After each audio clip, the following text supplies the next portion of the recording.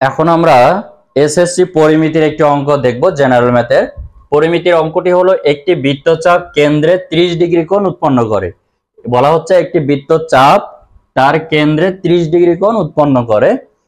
বৃত্তের ব্যাস যদি 126 সেন্টিমিটার হয় তাহলে বৃত্তচাপের দৈর্ঘ্য কত? তো যারা আমাদের ফেসবুক পেজ থেকে দেখছো তারা অবশ্যই আমাদের পেজটি ফলো দিয়ে লাইক কমেন্ট শেয়ার করো। আর যারা আমাদের ইউটিউব চ্যানেল থেকে দেখছো অবশ্যই অবশ্যই আমাদের চ্যানেলটি সাবস্ক্রাইব করে আমাদের পাশে থাকো, তাহলে এই টাইপের অঙ্ক খুব সহজেই তোমরা পেয়ে যাবে। এখন আমরা এসএসসি পরিমিতির একটি অঙ্ক আমরা একটু দেখবো জেনারেল ম্যাথের। অঙ্কটি হলো যে প্রতি মিনিটে 60 মিটার বেগে 1.5 মিনিটে একটি ঘোড়া একটি মাঠ ঘুরে আসলো, ওই মাঠের ব্যাস কত? এখন বোঝা যাচ্ছে তাহলে ওই মাঠের ব্যাস যেহেতু চেয়েছে তাহলে মাঠটি কেমন? অবশ্যই বৃত্তাকার। তো বলা হচ্ছে 1 মিনিটে যদি 66 মিটার যায় বেগে, তাহলে 1.5 মিনিটে একটি ঘোড়া একটি মাঠ ঘুরে আসে। তাহলে 1 মিনিটের সাথে 1.5 মিনিট আমরা এখান থেকে বের করে নেব টোটাল কতটুকু ঘুরে আসছে। যেটা ঘুরে আসবে ওটাই হবে বৃত্তাকার মাঠের পরিধি।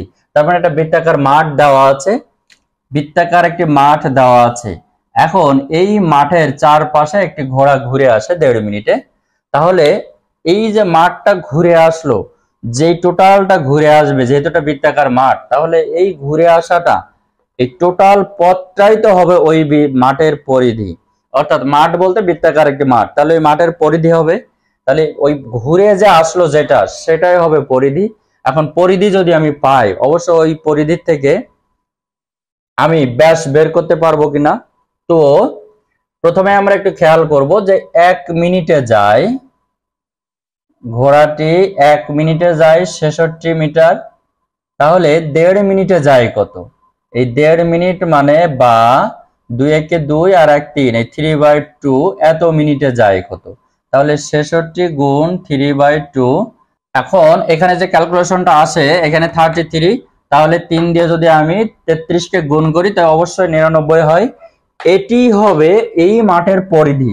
তো মাঠের পরিধি যখন আমি বুঝবো, সাপোজ এই বৃত্ত পি কিউ আর যদি হয়, পি কিউ আর এই মাঠের পরিধি। এখন এই মাঠের পরিধি অর্থাৎ এই পরিধি ইজ ইকুয়াল টু আমরা জানি কি 2 পাই আর, 2 পাই আর পরিধি মানে এই যে 99।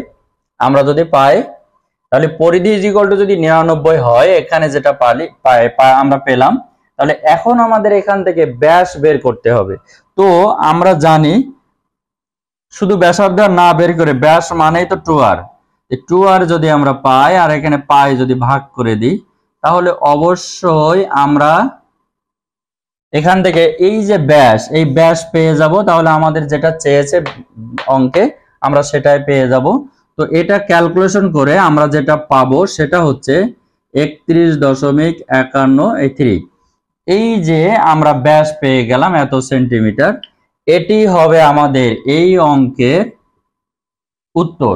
তাহলে 1 মিনিটে যায় 66 মিটার, 1.5 মিনিটে যায় কত? তাহলে সেটা আমরা আগে ক্যালকুলেশন করে নেব। যেটা যাবে ওইটাই হচ্ছে ওই বৃত্তাকার মাঠের পরিধি। আর পরিধি যখন আমি পেয়ে যাব, অবশ্যই পরিধি থেকে আমরা ব্যাস বের করতে পারবো। পরিধি আমরা পেলেই ব্যাস বের করা আমাদের জন্য ইজি। পরিধি ইজ ইকুয়াল টু কত? 2 পাই আর ইজ ইকুয়াল টু আমরা ক্যালকুলেশন করে যেটা পেলাম 99। এখন ওই 99 আমরা এখান থেকে ব্যাস বের করে নিতে পারি।